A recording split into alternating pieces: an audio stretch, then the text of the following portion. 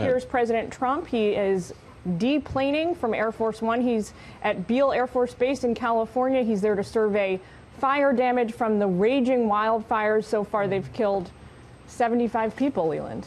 Who he's with there, you can see Andrew McCarthy, now the incoming House Minority Leader, currently the House Majority Leader there, both the governor of California and the governor-elect of California.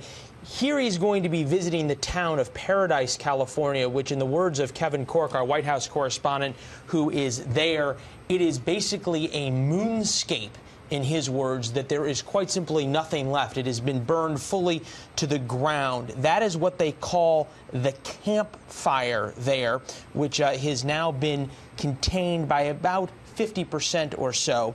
That is the northern fire just north of Sacramento. We saw on the tarmac there, as Air Force One pulled up, the helicopters, both the Black Hawk helicopters and the Ospreys that will take the president and the press pool on a tour.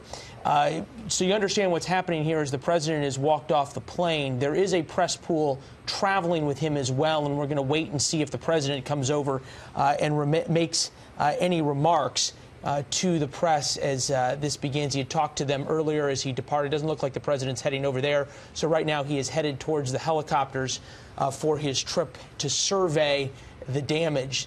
Countless homes destroyed in these fires.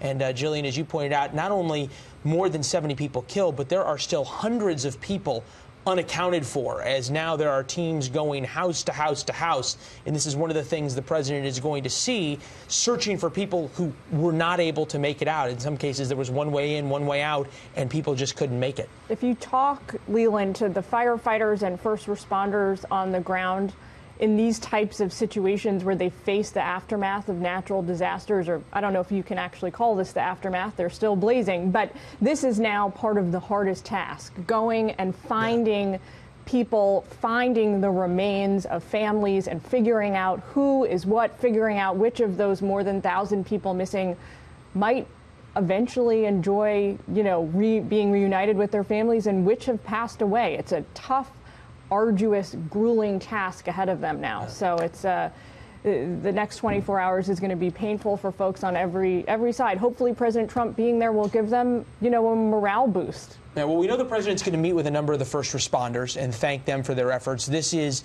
the helicopter that the president will then get in. He got in there with not only the governor of California, the governor-elect of California as well, and then they will head off for their stops to survey the damage.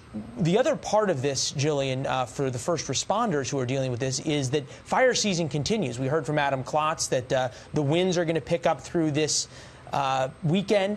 Rain is still a few days off. So you have firefighters that are exhausted, that have been working sort of endless shifts in hot, brutal conditions, trying to contain these fires, then with the possibilities of more fires to come, something the president will hear about. And there's a saying that Kevin Corke has, which is that there are times the commander-in-chief becomes the comforter-in-chief, a role that undoubtedly he will play as he meets so many of the people affected here, Jillian. All right, we're going to stay with the president. We'll check back in once he lands in Paradise on the helicopter there.